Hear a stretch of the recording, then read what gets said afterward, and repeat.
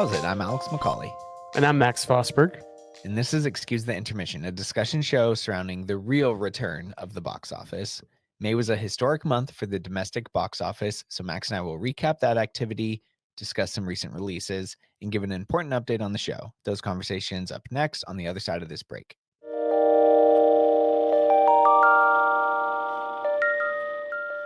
All right, we are back. And for the people on YouTube, or maybe this will draw some people to YouTube, I have a question for you, Max. Yeah. I've yet to really figure out my lighting situation here. I've moved my desk. I'm in front of a big bay window that looks out over my front yard. Those curtains have been shut for today's recording because the last few episodes I've had them open to get that, natural glow. Now I just have a ring light in front of me because I wanted it to provide stability.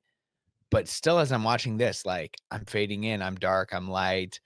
I'm going back and forth. You have such a nice steady lighting on you. Is that the film school student in you coming out? How do you achieve such consistent, steady You like lighting? this? Because I'm all over the place here with my lighting. You like that practical in my background? Yeah, man. I don't know. The ring light. Why does it automatically like go up and down? And the ring light itself is not changing brightness. Interesting. And that's why I was like, okay, we'll keep, and these are blackout curtains. So there's like no outside see. There does like, maybe it's just my face. Maybe I just glow like that. I don't know. Do you have the overhead light on as well? Yeah, The overhead light is on. It's interesting how dark it gets. Yeah, I don't know. I would Hmm. try to, but I guess you had natural lighting going last weekend, right? With the And no ring light. curtains open and no ring light. Yeah. I don't know. It might be something in your computer settings, perhaps. Could be. That your camera. Yeah, like how, sometimes like if you're listening to like headphones on a iPhone and they'll just like automatically adjust the volume or something for you or the brightness. They'll Right. adjust your camera or your phone screen's brightness. Mhm. And then you can lock it. That's maybe what I need to do. I just need to lock my camera settings. Yeah, that might be something to look into. I've got a perfect overcast day today. We had a thunderstorm earlier today in LA, Okay. which was interesting. The rain came down in sheets. So as a transplant, you probably love that.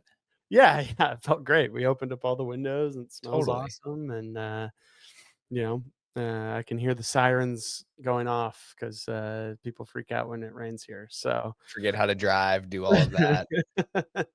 but yeah, it was cool to have some thunder going on this afternoon.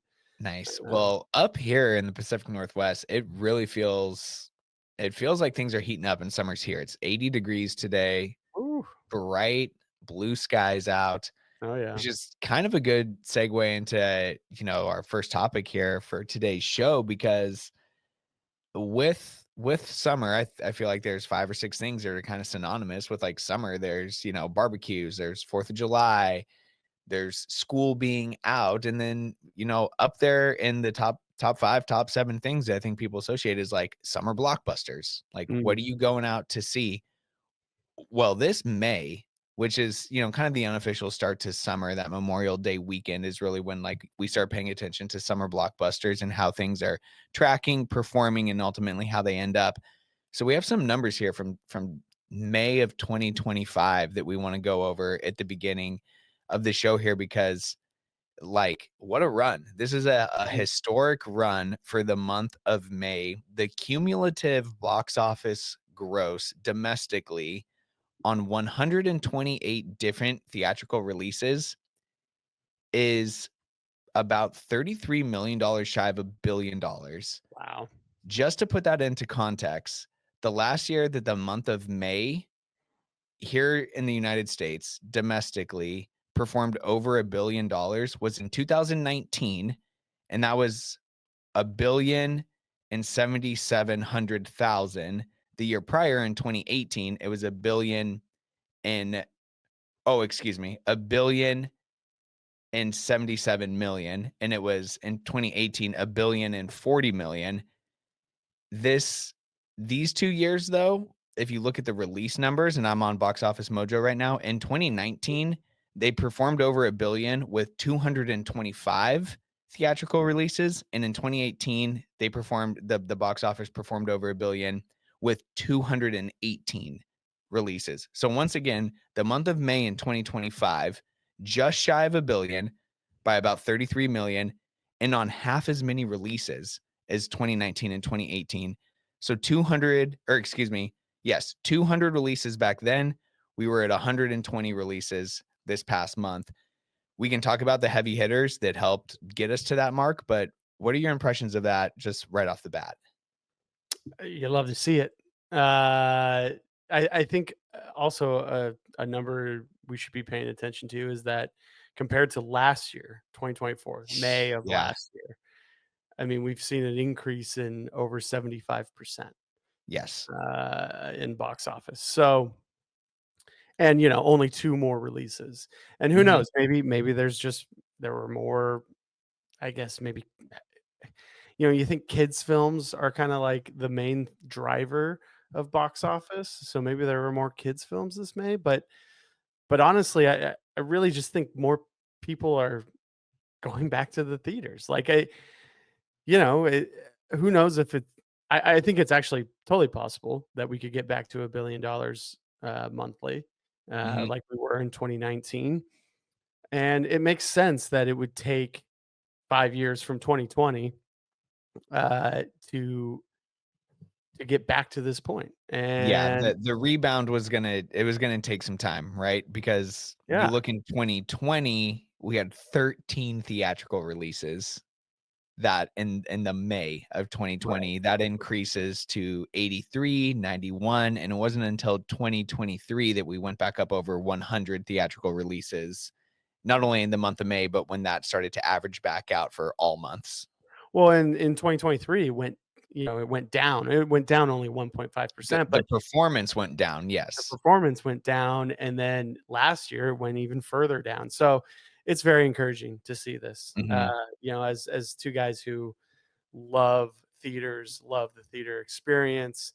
Um, you know, I I think it's very positive to see that not only are we edging out, 2022, which was the high mark for the past 5 years, but the fact that we're killing last year and by 75%.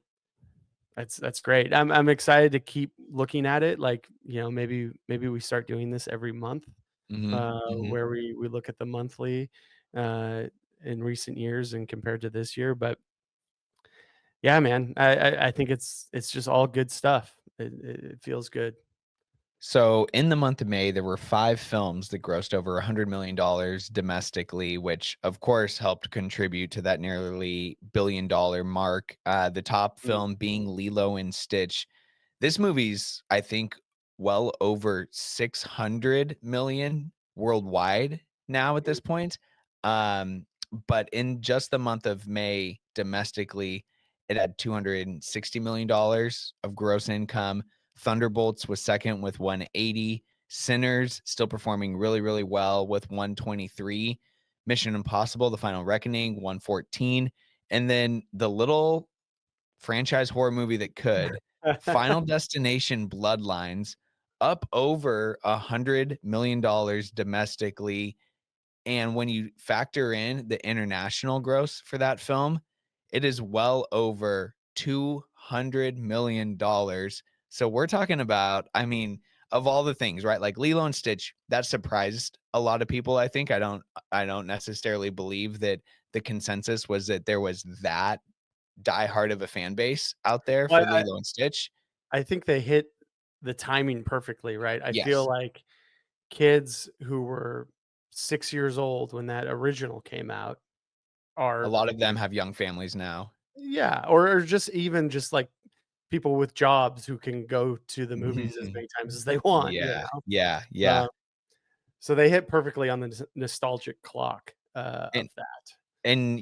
really good word of mouth for Thunderbolts, a great marketing campaign for that movie, kinda acting as the shot of adrenaline that Marvel needed, I think gets people out to see that film. Sinners obviously speaks for itself, but still just a great accomplishment to see. Mission Impossible was always gonna do well. Do you have a Sinners thought there? Well, Sinners is interesting because it came out the release date on that is April 18th.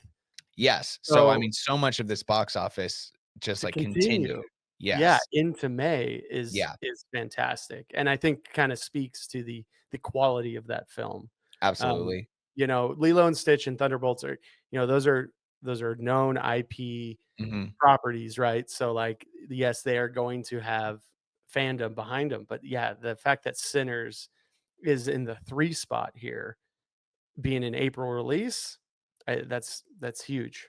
It is, and I think much like Sinners, we'll probably continue to see Mission Impossible play well into June because of that film's late release date in the month of May, but to see it already be over $100 million is really good. But then just back to Final Destination: Bloodlines, like, if you were gonna tell me that the 6th installment in the Final Destination franchise would probably end up over $250 million when it released. That's I mean, we're talking like one of the top movie headlines, one of the top box office headlines of the year, if you really pay attention to this stuff and kinda nerd out over it like we do. So, just incredible stuff from the franchise that we all kind of forgot about, I feel like. Yeah, yeah, I think it's pretty amazing that, because again, that film's interesting because I guess it is a franchise, right? It's the 6th movie, but Mhm. also, like, it's a franchise that hasn't been around for 10 years. It's Right. not particularly like a, it's It's it's not not a a Mount Rushmore franchise. classic movie either, Right. right? Like, Right. it's not it's very fun, and we really Mhm. enjoyed seeing it, and But I there's hope. no Leatherface driving it, there's no Michael Right. Myers, yeah. Yeah, totally. Um, so that's really interesting. Mission Impossible, it is gonna be really interesting to watch them through June because, that movie is the most expensive movie ever made at, Mm, like, $400 million for the budget. So it still has some ground to make up, to get close to that budget, because we don't know what the marketing was on top of that, and there's of been lots of course. marketing for it.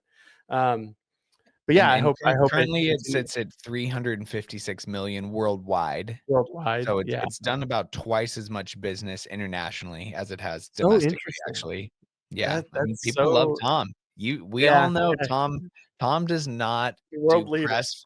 Yeah, he does not do press for his film in just the United States. He's Yeah. worldwide. I will say he has done way more press, I feel like, for this movie than he has in the past decade, Yeah. right? Yeah, Like, and opened up more, I think, yeah, as and much as more someone like long-form Tom. stuff. Yeah, Yeah, exactly. yeah. So Um, and then just a couple movies to kinda round out the top 10 in the month of May, like a Minecraft movie continued to perform well. The Accountant 2 was kind of a sneaky success, $34 million domestically. I guess a new Karate Kid film came out, that was in the 8th spot. Friendship, the Paul Rudd, and what's our guy's Tim name? Robinson. Tim Robinson movie, and then, The Last Rodeo rounded Yeah. out, I think The Last Rodeo is like a kind of a, Sound of Freedom, picture.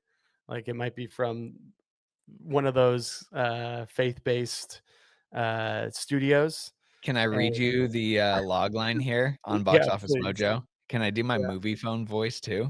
Do it. To save his grandson, a retired rodeo star enters a high-stakes bull riding competition. Along the way, he confronts his past, discovers faith, and proves that true courage lies in family. Oh, yeah. Oh, yeah. Yeah, 11 mil. 11 mil. hey, That's good for 11 mil opening weekend. give me that double Blu-ray with Sound of Freedom, please. Too funny. So yeah, I mean, that's not necessarily to say that June is going to replicate that. We do have some big releases coming up, but yeah, I mean, when you have Lilo and Stitch, Thunderbolts, Mission Impossible, a couple of horror movies thrown in there, one original, one IP, things like a Minecraft movie still playing, kind of the perfect storm. Like there was something for everybody in the month of May. Yeah. Yeah, I totally agree. And that's A really great what you want. There's potpourri. nothing worse than going to the theaters and say you're going to like an 8-screen Cineplex and the same movie's on 4 screens or Yeah, 5 screens. that's always the worst, yeah. Yeah. So, yeah, yeah, keep doing the good work, and, you know what? Shout out to Warner Brothers, who I thought was dead in the water for a long Mhm. time, but between Minecraft, Sinners, Final Destination, like they are, ascending, with their releases, so I hope their good year continues. These movies are all continuing to play well just daily too, because the first film that we're gonna talk about kind of here in our recent release, conversation, I don't even see in the top 10 for the domestic box office from yesterday, from June 2nd. Um, I see and it at number is it number 7 here, I think? I for domestic box office, June 2nd, just single day performance. Oh, this is June, like, yeah, no, this is just June the month by month. Yeah. Um, because that's an interesting one that, we can start to talk about here in just a second. But any final thoughts on the box office or any new, like, favorite theaters to report? Where have you been seeing your movies? Yeah, so, yeah, I think one of the movies we're gonna talk about today, I saw on a Sunday night.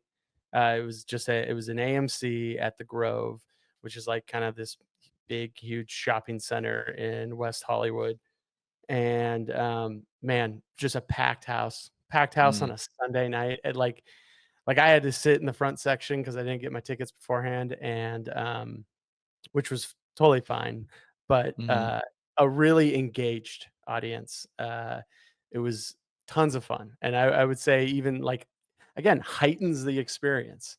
I think we'll get into it, but, like, mhm, e even if the movie I think that's what's so important about going to the theater. Like, even if there are low points in the movie or you can feel stuff dragging, if something shocking or something funny or something sad comes up, like, you feel that energy in the theater, and it does heighten, movie watching, and so, yeah, I would just say keep going to the theaters. Keep going. I'll keep seeing you there. Can't wait. I like it. So I assume that the movie you're talking about is Bring Her Back. Bring Her Back. Yes, this is the first film, that we saw, or we both saw this over the We weekend. both saw this over the weekend, yeah. Kind of the first, what, like, big release, mainstream release of June, I would say, comes Yeah, from the twins, the Australian twins who made, Talk to Me back in, was that 2022? Which was a critical success and a audience success. Like, yeah. people really, really liked that film. I happened to rewatch it this past week, and, yeah, I think that movie is just, like, kinda hums, like, there's no real lulls or bumps, and, like, it does a great job. I think I remember you and I really loving the ending to that film, Yes. and, I was very excited to go see Bring Her Back. So Bring Her Back opened on about 2,400 screens domestically here in the States and grossed just over $7 million, which I think is it's a disappointment for sure. And I think, at least to me, came as a big surprise because I guess a lot of people were still just seeing, like Final Destination outperformed this film last weekend. Mission Impossible, of course, and Lilo and Stitch outperformed it, but the new Karate Kid outperformed it. Sinners was just below it at like Mm, $5.2 million.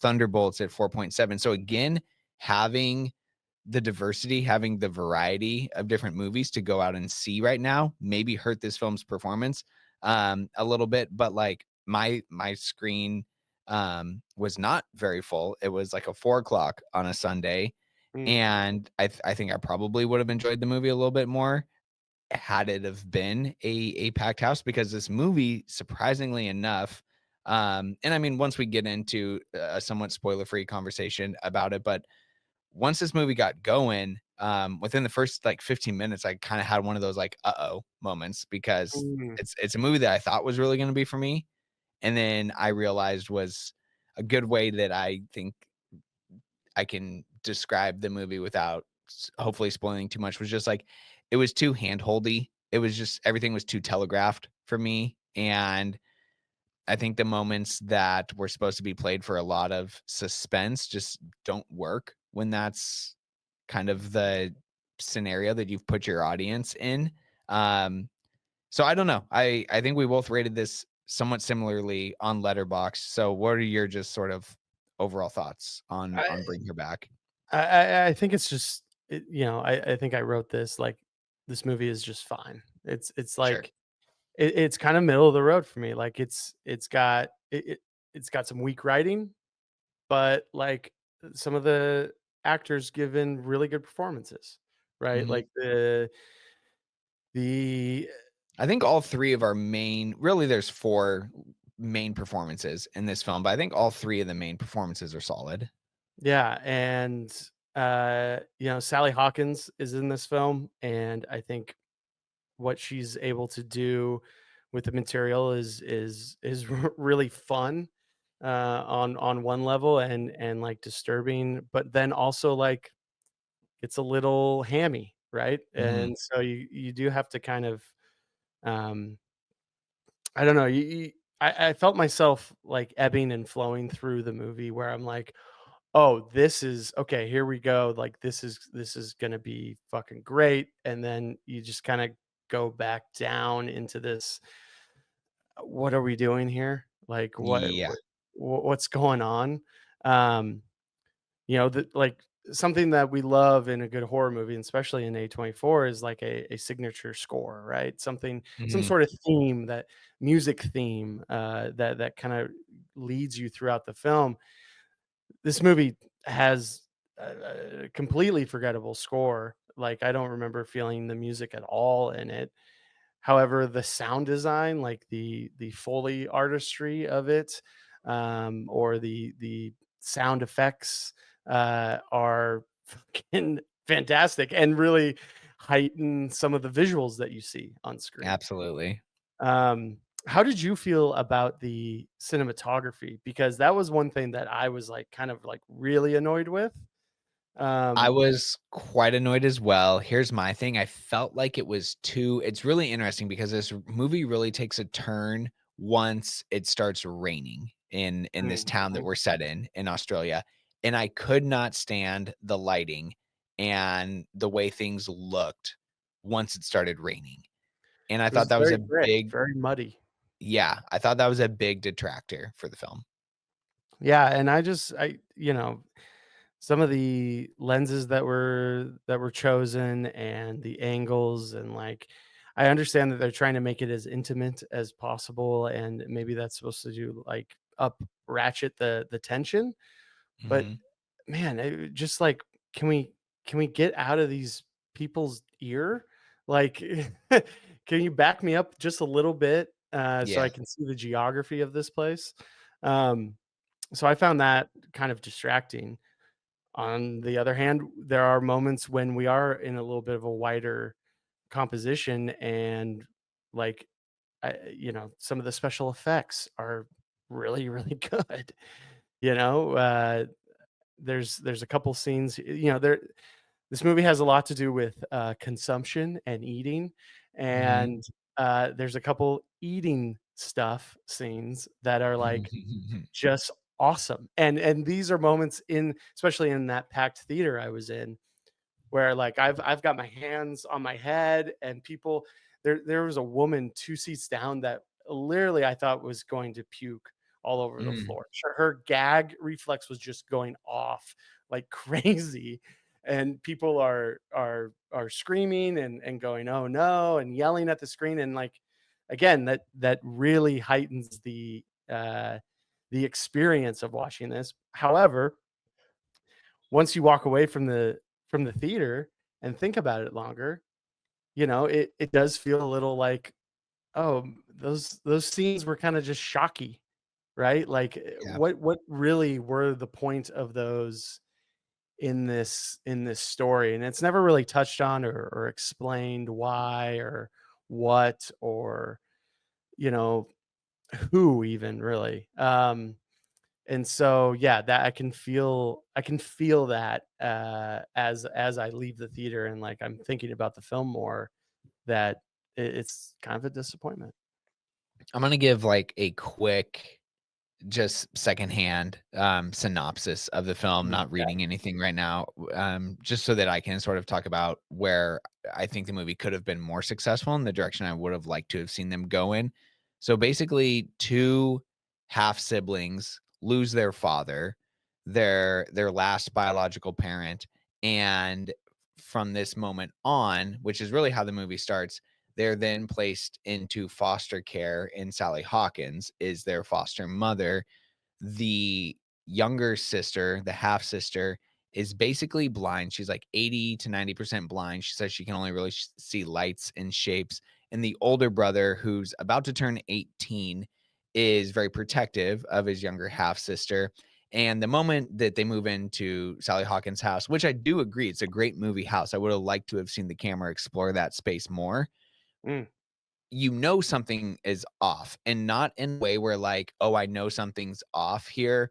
I can't wait for them to show me what it is." They show you right away, like, what the problem is going to end up being, basically, and so that's where there's just, like, a real lack of suspense for me, and I'm not here to say that, I think there's been this running joke for quite a few years now, and this is another A24 film, and Talk to Me was an A24 film, and, while that movie was elevated in some concepts, it did feel more of, like, sort of this just supernatural horror movie. This is really relying on you as the audience member to once again kind of hand yourself over to these themes of grief and loss and depression and trauma, and trauma, trauma. trauma, the loss of a child, and I get it, like, I get it, but it just sucks that we live in a world where films like Hereditary exist and things Yeah. like this have in that, that maternal relationship to your child who may be living, who may be dead, who has passed on.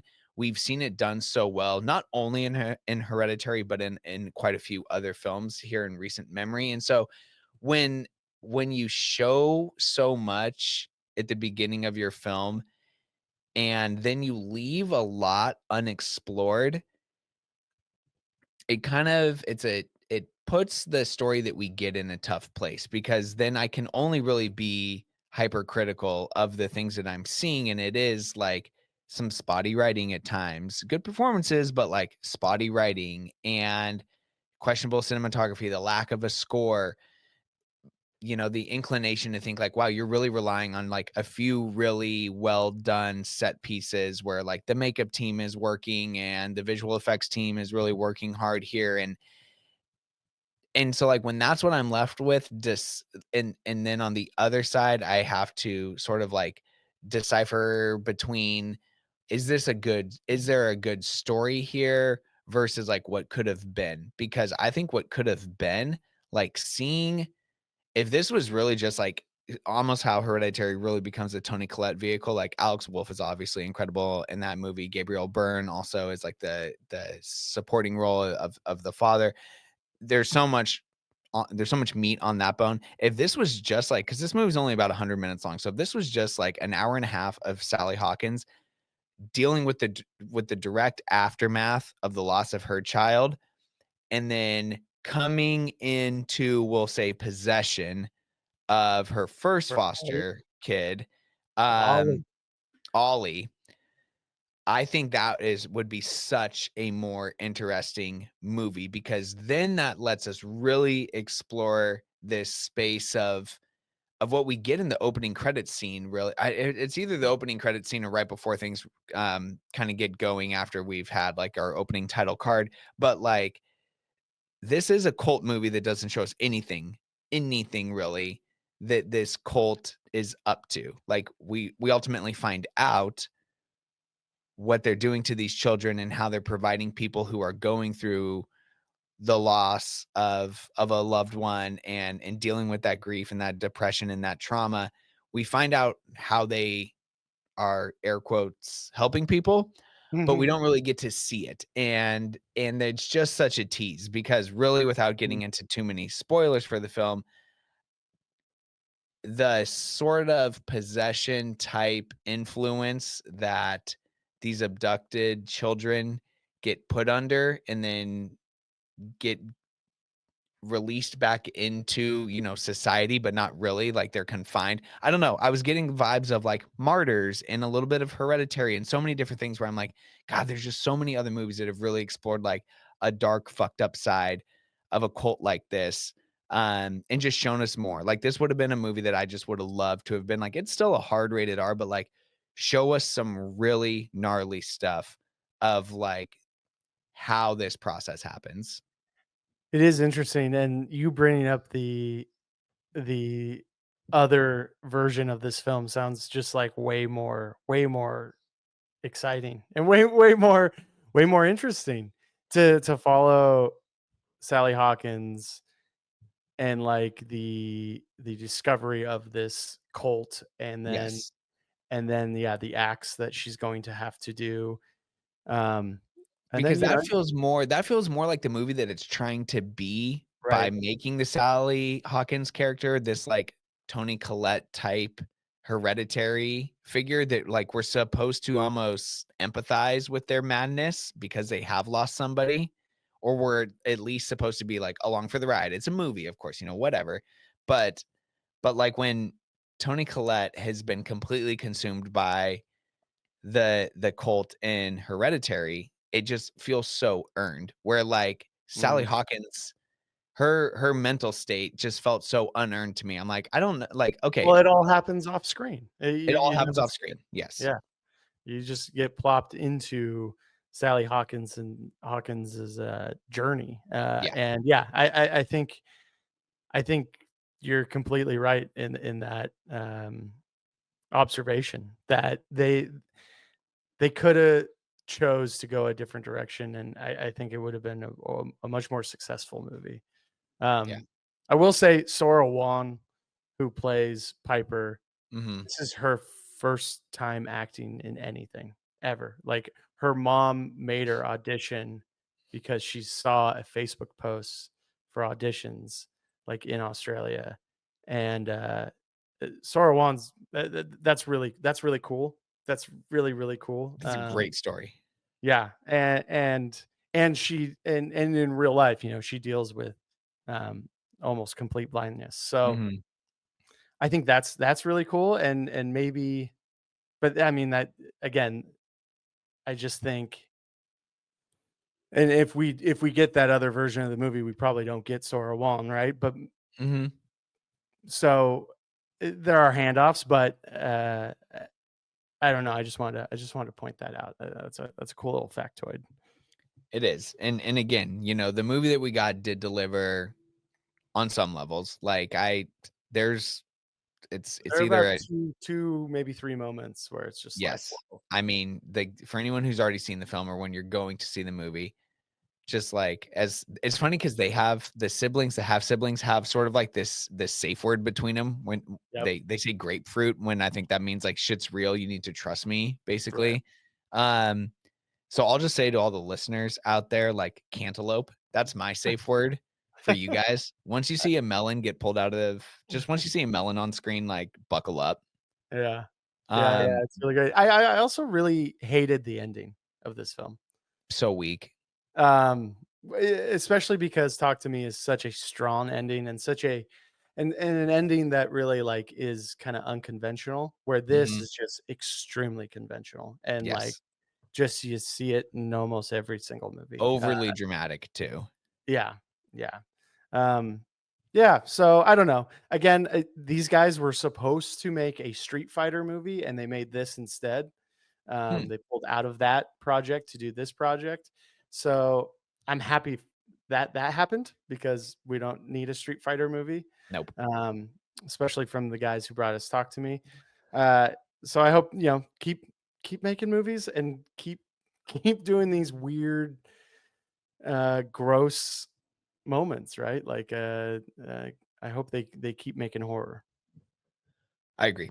Okay, what's another one? What's another film from this last week that you want to touch on? That's really our only big theatrical Mm. release, but there were a couple on streamers that Max and I found time to watch. So, what do you want to talk Well, about? I'll get this piece of shit completely, quickly out of the way. I watched a movie on Apple TV Plus called Fountain of Youth from, a director who continues to, like, work at a um, high quantity of films. He keeps pumping out films, almost He's a every year. volume shooter. He's a This is definitely a Kobe. he's a heat check guy. Yeah, this is Kobe post Shaq trade, like, with Smush Parker and Sasha Yeah. Vujacic on the team. Yeah. And that director is Guy Ritchie. And again, this film is called Fountain of Youth, starring John Krasinski, Natalie Portman, Eliza Gonzalez, and Isa, don't you dare mispronounce Isa's Eliza name. Gonzalez, and Domenhall, Domenhall, Domahal, I think. Yeah, that's Domenhall, how you pronounce it. Gleason, Brendan Gleeson's and son. yeah, and a guy from something like Ex Machina who Mhm. has done fantastic projects in the past. But this is like a dollar store version of like Indiana Jones and National Treasure mashed together. It is horrendous. And Apple TV now is they're hitting on their TV shows, but like this, the Instigators, the Wolves, Wolves, yeah. I mean, Fly Me to the Moon, like they are really filling a straight to video void in the movie landscape with these are big stars. Natalie Portman and John Krasinski are two of the biggest stars. Yeah. Granted, John Krasinski is on an all-time just like he is ice cold When it after comes to when it comes to his Quiet acting Place. projects, Since leaving or, like, yeah, stepping away from TV and The Office, like, it has been dud after dud, and he is an absolute dope in this movie. And this movie is, did you watch all of this movie? I certainly did, Wow. and, it is not good. So to all the listeners out there, please skip it. It is not a new it's not even National Treasure. Like, that's kind of my bar. Like, I was like, "Okay, maybe this is gonna be, like, kinda fun, like National Mhm. Treasure, we're gonna go on a globe-trotting adventure." I love artifacts, once upon a time, I always wanted to be an can't even say the word, archaeologist. Um, but this is, like I said, it's a dollar store version, and, it's bad. It's bad. This hurts because Natalie is just, like, one of the all-time best. I Love mean, Natalie she's Portman.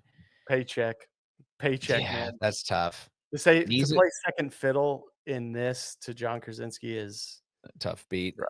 That's rough. And Isa Gonzalez has been really steady. Like, she's obviously beautiful, but I really liked her projects, so that's too bad. I hope everyone got paid handsomely. That's all I can say. I'm sure. I'm just glad I didn't go to a theater to watch this. Mm. Um, and I think Apple's probably glad too because I watched it on their service instead. The Apple thing is really weird. Like, post Coda, I don't think they've really hit on any movie. But you're right, the TV shows are fantastic. Yeah, yeah, it's an interesting service right now. It would be I don't even know. I guess F1 is like their next big Mm, project, and now that mm. is going to be in theaters and on And the service. same with Heist to Lois. So who knows? We could be eating crow in a couple of months. I sure hope so. Um, I don't not to say that necessarily excuses this run of stinkers that they've had, but they could bounce back. All right, what else? You have a lot queued up. You're crushing it on the your production skills today. I would love to talk about Fear Street Prom Queen. Yes, yes, go for it.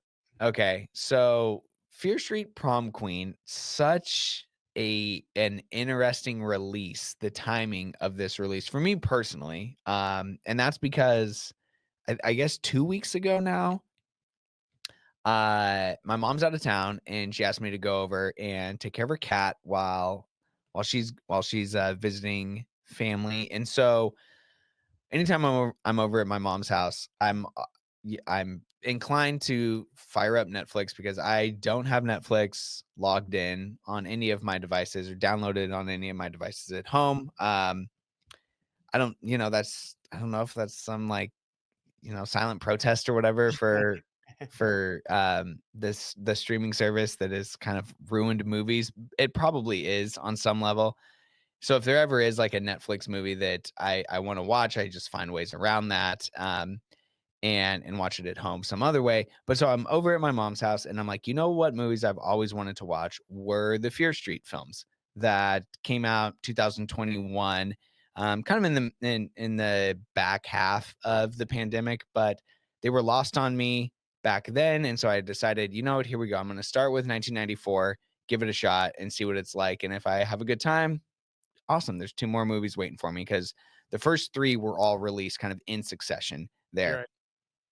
I'm here to tell you that the original 3 Fear Street movies, so it's 1994, it's 1978, and then it's 1666, a fantastic trilogy.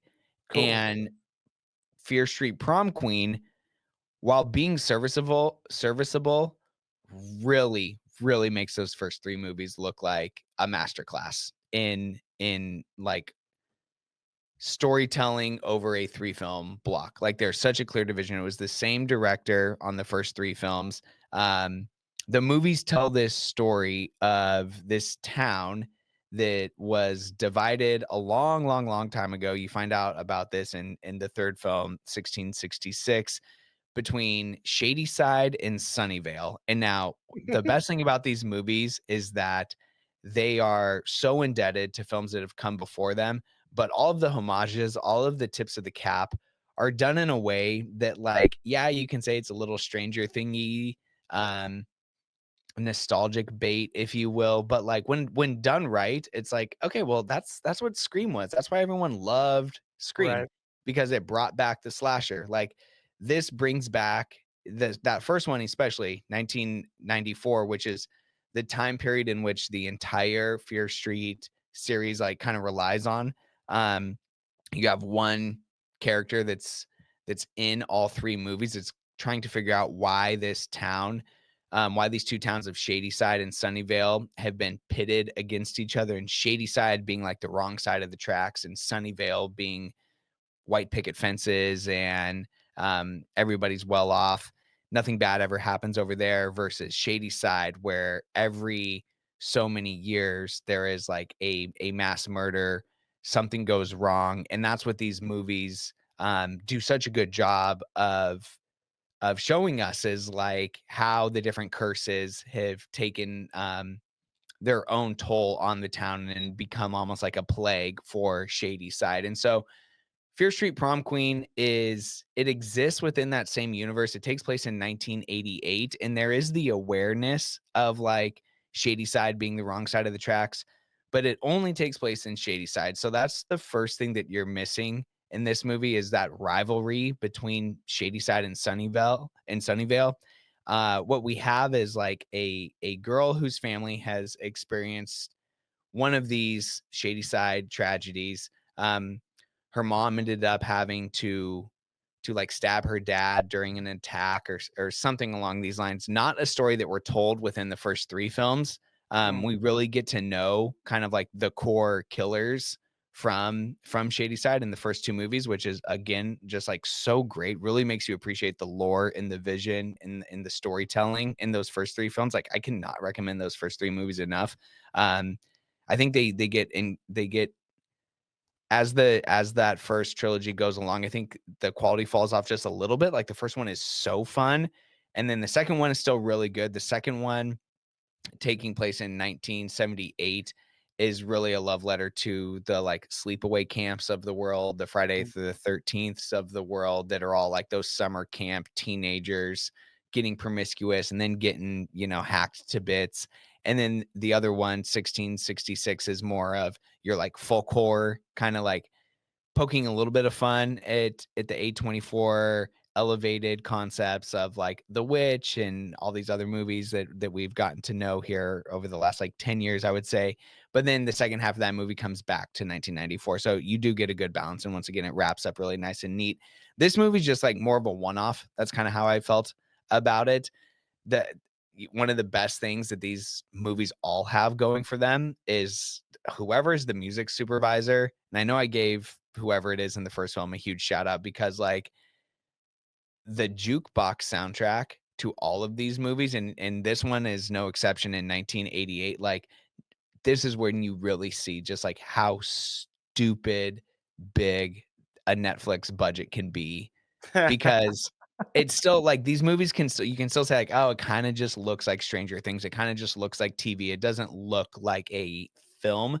Right. But my god, if it doesn't sound like the best thing you've ever heard. Like, just the best soundtracks, and so this one's no exception in 1988. You can imagine all of the artists that we're getting to hear, and we're at a prom, and so there's, like, this really I've seen people, like, say it's just incredibly cringe, and this is a part where they, like, turned it off, but there's, like, a dance-off at this prom between these 2 rival girls, who are both kinda running for prom queen. One's the leader of like the popular girls and the other is this one girl who's had the trauma with her family and everything and she's trying to make a name for herself and rewrite her family's history and they just have this dance off that is so corny but it's like that this was studied from 80s movies, from Dirty Dancing, from all these other things. And so again, like these movies are only as good as the other films that they're indebted to, and if you can just let yourself have fun with that, you're gonna have a good time. There these all four of these movies just have great brutal kills in them. Like we don't pull Mm, any punches, and this movie's no exception on the kills. And so ultimately it's the weakest of the four Fear Street movies, but that's because it's not part of that original trilogy, and it is the one-off that is telling us and showing us something that we didn't really know about.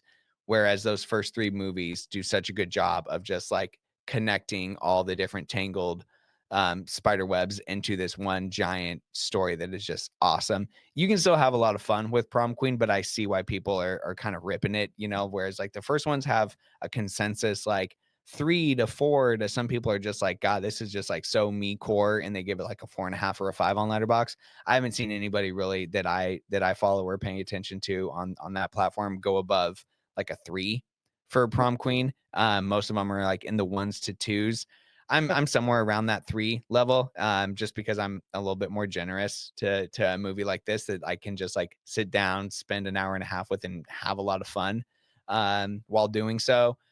So it's a soft recommendation. The Fear Street trilogy, though, those original movies from 2021, could not have been more happy that I just decided to throw those on though a couple of weeks ago. And then unbeknownst to me, I had no idea that I was like doing homework for this new release. Like I just wanted to watch those movies finally. yeah. And then I find out the same Friday as The Final Reckoning comes out. Oh, also on Netflix, we have a new Fear Street movie. So it was a lot of fun to just kind of like have that moment here with this franchise, completely coincidentally. So I would definitely recommend the first couple to you, especially. I think you would be able to see through any sort of criticism of this being like, creatively bankrupt or anything. Like, no, this is what fun horror movies do is they Right. like take a concept that we've seen work and then show us something new as far as like the story goes.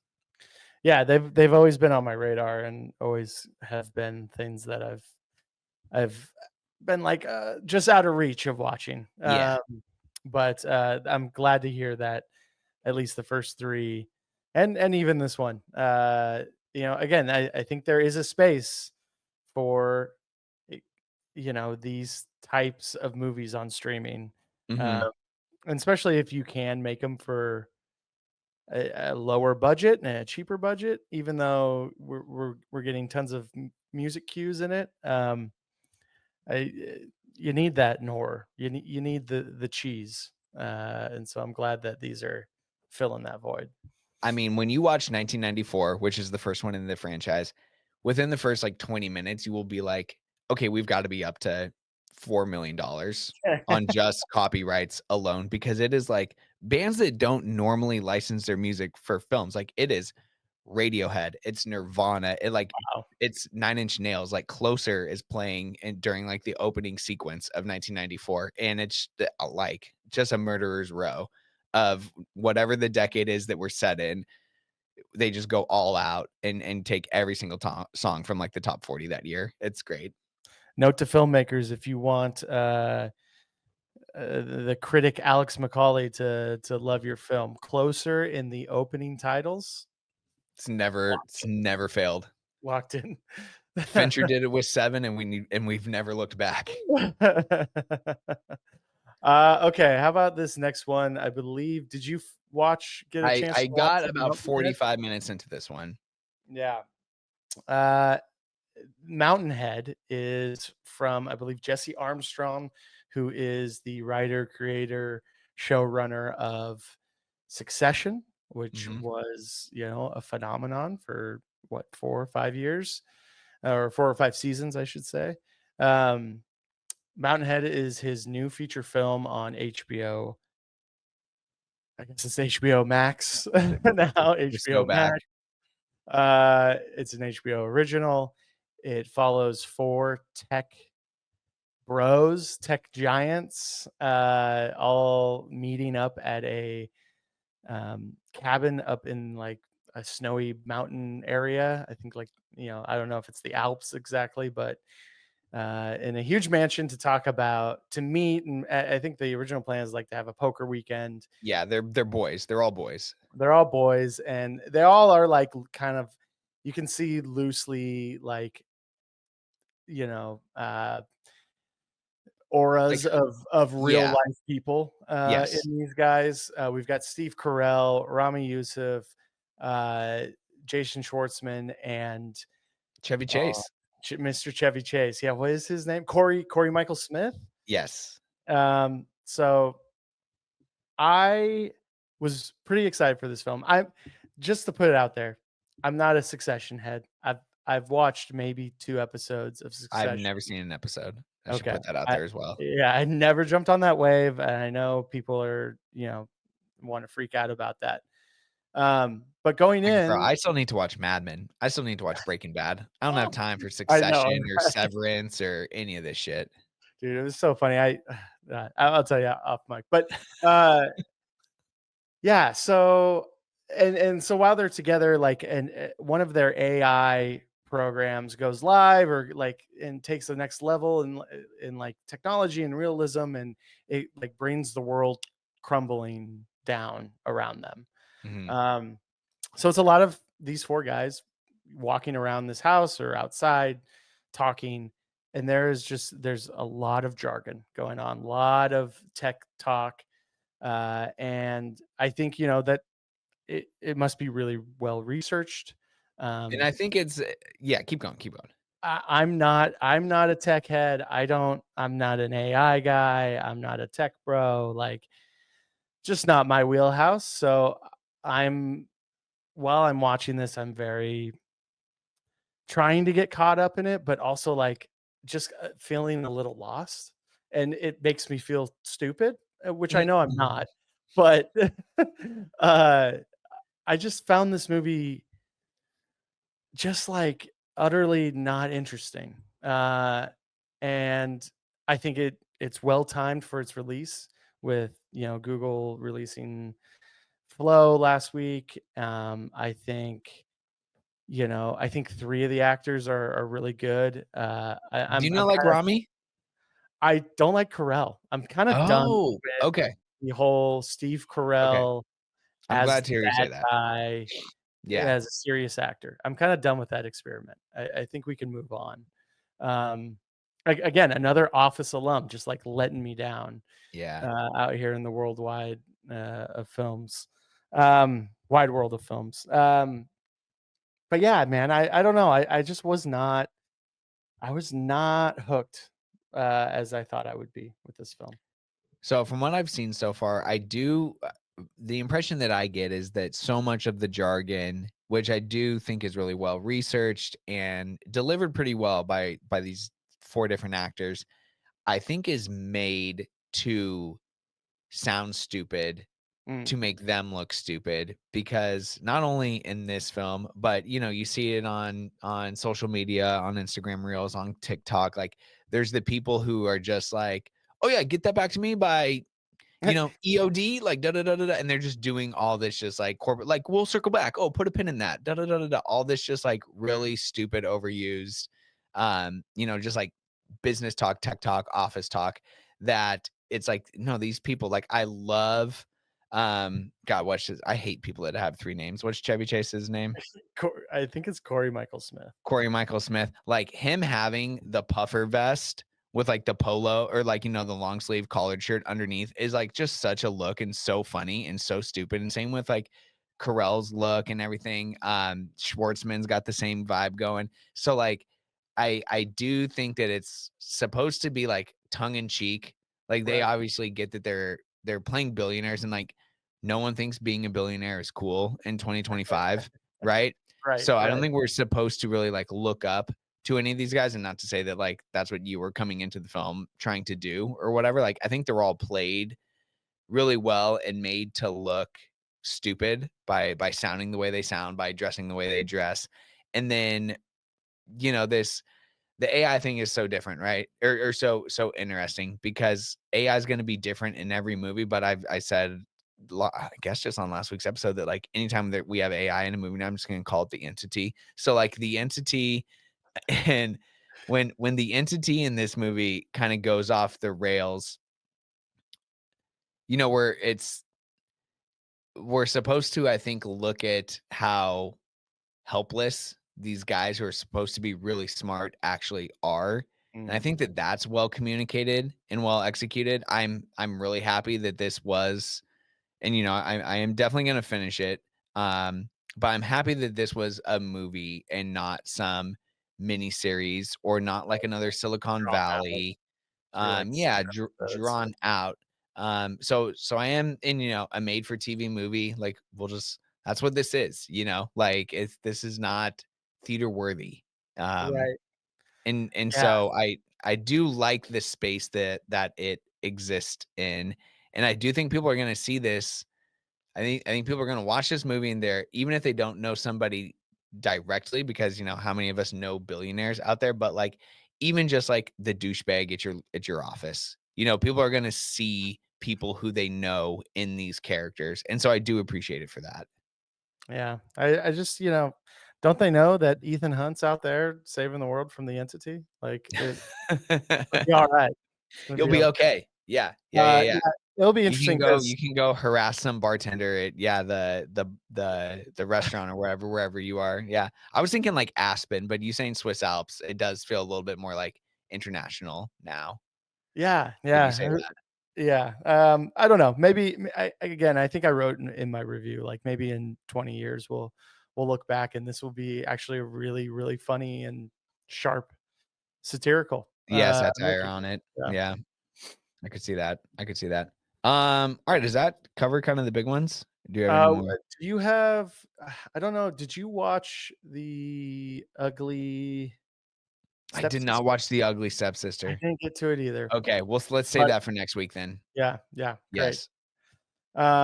Yeah, 'Cause that that's that's all that's the one that's one that I feel like we should definitely be talking about together, having both yeah, seen it. So I'm yeah, glad we're not split 1 and 1 on great. it. Um, well, yeah, I have a couple of news items, Okay, love it. if we wanna touch on real quick, and just going right into more stories about the entity. Uh, Mhm. this was reported on IndieWire today. Luca Guadagnino attached to direct an AI business comedy. Um, Mhm. could be kind of interesting. I feel like Luca's name keeps coming up, like, attached to different movies.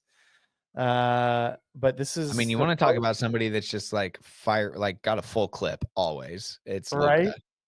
Yeah, but supposedly this is for Amazon MGM. Um, it's gonna be set at have reported that the film is set at OpenAI and follows a tumultuous period in 2023, which founder Sam Altman was outed before immediately returning to the company. Hmm. Andrew Garfield is reported to be starring in. So, That's the a entity great continues. that's a combo that makes a lot of sense to me. Yeah, I think that could be interesting. And again, like these AI movies, it's kind of a new wave here. that I think is going to just continue. It'll be really fun at some point when we're going to be able to build like the AI Hall of Fame. Yeah, yeah, that's a You great know, point. we're going to talk about like Afraid and Mountainhead and this film. It'll be or Megan and The Mhm. Drop. It's gonna be it's gonna be interesting to see where this genre goes because it's kind of its own new subgenre. It's very true, and you're right, it does make sense, right? Because, like, this is what movies have always done, whether it's, like, whatever's happening in not only, like, Hollywood's always going to critique upon itself. And so I think that the fear that so many people had a couple of years ago, as far as, like whether it's facial recognition for casting or it's script writing or the millions of different ways that AI could affect the industry and some of the, I don't know, some of the fear that people have surrounding that. I think movies are, to make a movie about it is a good way to exercise some of those fears, but then also too, just things that are happening in society. Like AI is everywhere. It's in the business world, it's in our schools. And so that aligns well with, the counterculture movement that we saw in the 70s and all the great movies that came out of that. And then Mhm. with the boom with the internet and the big boom that we had at the turn of the century, and we saw so many great movies about that. And so you're right. This is sort of like the next big thing that's happening in our world, so of course movies are gonna talk about it. Like, I wouldn't want movies to not be touching upon AI. And like, yeah, make them schlocky, make them stupid, make terrible movies like Afraid that are gonna have like a 19% on Rotten Tomatoes. But like just do it though, you know? Yeah, yeah. No, but Luca, I love listen, Luca and there's a few directors, right? Like Scorsese has done it with Netflix in the past, he's done it with Apple. Luca, I mean, like, going back to the Suspiria remake, we're talking, like, pre-COVID and stuff. That was an Amazon feature. That movie Yeah. lives on Amazon now. Like, you can get it on physical, of course, because it was still made in, like, a time when we valued those things. But, like, Challengers was an Amazon-funded movie. Like, Luca is what's that? Well, and I'm sure because it's Luca and honestly because it's MGM, which is owned by Amazon, like Mhm. it's still going to be in theaters. So For I sure. think Yeah. that's good, They do and value that's that. yeah. Um, but yeah, I'm excited that because we're getting a Luca movie this year, right? After The Hunt, Right. and Yes. then the American Psycho remake, and Yeah. now this Oh, as well. that's right. Like there's just lots of Luca going on, and Yeah. I'm happy about it. Yeah. Doesn't miss. So, Yeah. all Uh, right, what else you got? I last have the piece, or go ahead. Well, I was just saying I have the dailies pulled up over here. Um, there's just more news confirming that Garland will do the Elden Ring Yep. adaptation that we talked about. Um, and then I'm looking down here. Blumhouse has released or has announced that they're going to do their first Spanish language original film, which is by some director duo that I'm all for because I see what Blumhouse is doing. Mhm. Blumhouse makes the Megans and they make the Afraids and they make these movies that will turn a profit so that they can come out with a movie like The Purge or Get Out or something really like exciting every 3 or 4 years. So I don't know, maybe this will be the next one. Blumhouse going international. I do really like that. Yeah, that's very exciting. Um, James Cameron has announced that he has found his next project that he's going to help co-write, called The Devils, uh, Okay. which is a dark fantasy novel, draws from classic horror tropes. It follows a priest on a holy assignment who discovers the mission he serves is filled with murderers, dark magicians, and monsters, meaning that if any of them are to reach God, it will require bloody means. This book was just released last month. It hit number one in the Oh, UK, hit number five on the New York Times bestsellers list, and it's described as a sharply witty horror adventure. let's go, Big Jim. Big Jim, JC, coming for us all as usual. He's gonna be diving into horror, and I'm all for it. Do we think he's done with Avatar? You know, I actually was watching. There's one more coming down the pipe, I'm pretty sure, right? Well, yeah. So Fire and Ash is this December. Fire and Ice is this December, yeah. So that Fire and Fire and Ash. Ash. So Yeah. that movie's gotta be done. That movie, I believe, is if not done, it's like in the final stages. Of I'm sure they'll post. be working Yeah, on it up until till sure. December. Yeah. Um, They'll be working on it 10 years after it releases. yeah, and like, some people I respect who were at CinemaCon, there was footage shown there, Mm, and people are just like, he's done it again. yeah. He's Yeah. you thought underwater was cool, just wait till you see fire. Yeah, this is Um what a volcano looks like. Yeah, and I've heard, the term coined, what was it? Mordor Navis? Like, these are, like, Oh, orc, like, volcanic Mordor Navi's. Navis. So, yeah, can't wait. Can't wait for that. Um, Okay. and so who knows? Who knows if 4, 5, and 6 will eventually come after this 3rd Yeah. one? But I'm excited if he's going to take at least a little break and And maybe just try. write. Co-write. And yeah, and not that he is a great writer, but I Sure. think he's a great idea guy, Yeah. and I would love to see him go into horror, which we haven't really seen him do a horror, you can kinda call Terminator a horror, at least the Mhm. 1st one. Mhm. Mhm. Um, but yeah, so I find that pretty exciting The as well. Abyss is, sci-fi, but has horror elements to it as Right. well. No, that's great, and that goes back to something, I think we talked about this at the beginning of the year, like, what's on our wish list for 2025 and beyond is, like, more more superstar filmmaker team up Mhm. movies. So if James Cameron is just, like, the co-writer on your film, then, like, Right. okay, who's shooting it? Who's directing it? Who's scoring it? Like, we could have a masterpiece on our hands here Yeah. with That'd that many be people at work.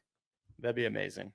Um Yeah, that for me is all the news, uh, in the town, we'll say. Nice. I love that. So yeah, I don't really have any people are saying business here either. I will just say that, a lot of people actually Tribeca kicks off this Wednesday. So if you're listening to this on Thursday, Mm, Tribeca Film Festival started yesterday in Ty West.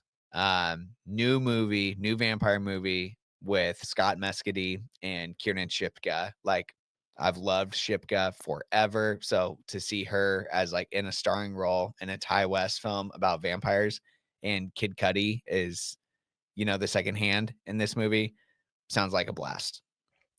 vamps are back. And Vamps are and we back. get and we get Ty, not that like we needed him out of the Maxine trilogy, the Pearl Well, trilogy, he needed to get out of there. but we Yeah. needed to get out of there. So let's see him do vampires now. So that's gonna be really fun. I think that'll be great. Yeah. Hell yeah. Okay, so then to wrap up today's episode, we are obviously without Erica. We did preface that at the end of last week's episode that she would be gone for this show as she is down, I believe, visiting some friends in Portland. If you're following Erica on Letterbox, please, or if you haven't yet, please go do that so you can still keep up with all of her movie takes. She is going to take a bit of we'll call it like an indefinite leave of absence from the pod here, just taking some time for personal reasons.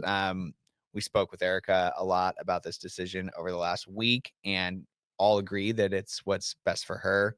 Obviously, we've loved having Erica on the show and at live events with us. She's been a great ambassador for the pod, always brought really good perspective on films. I think a unique perspective that Max and I have been missing. And so we hate to see her go, but we're happy for her to be doing what she feels is right in the moment. So yeah, Erica, we love you. We appreciate all the time that you've given to the pod over the last handful of months. And enjoy your time away from the show. Yeah, yeah, and I hope, she continues to listen and come back, as a guest anytime. Absolutely. We love Erica, and I know I'll continue to share movie takes with her. So maybe she can send some movie takes to us, and we can sprinkle them in throughout I episodes. mean, she can be one of the people from People Are Saying. She can be one of our persons. Okay, so as for what's next on the show, Max and I will be back to talk about the new Wes Anderson film, The Phoenician Scheme, which I'm hearing pretty solid things about. So Oh, excited to, it's so funny because I feel like when we started this show and big directors would come out with a movie, we're like, okay, cool. Now we can do like a Wes Anderson film.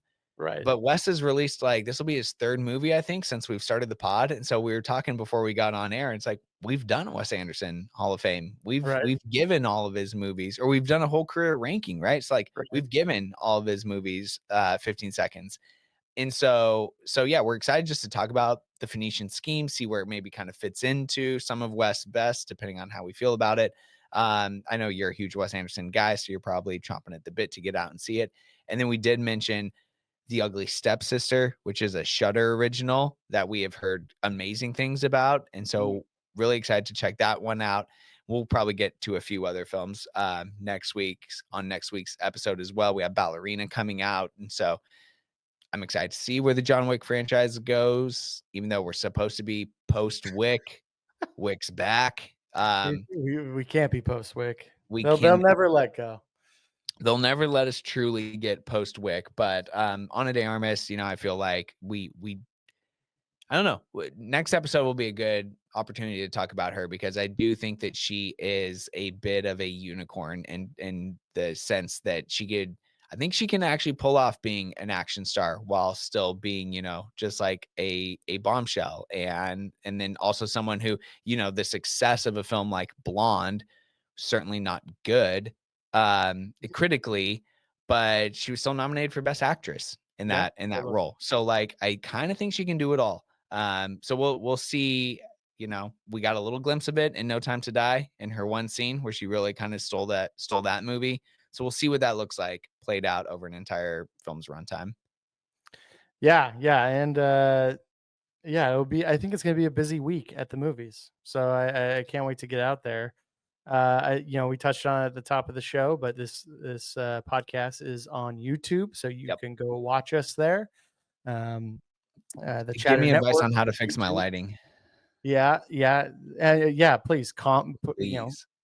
say something in the comments or send us some fan mail This is what it looks like through if I just the turn the light off. That's way too dark, Buzzsprout. right? That's too dark now.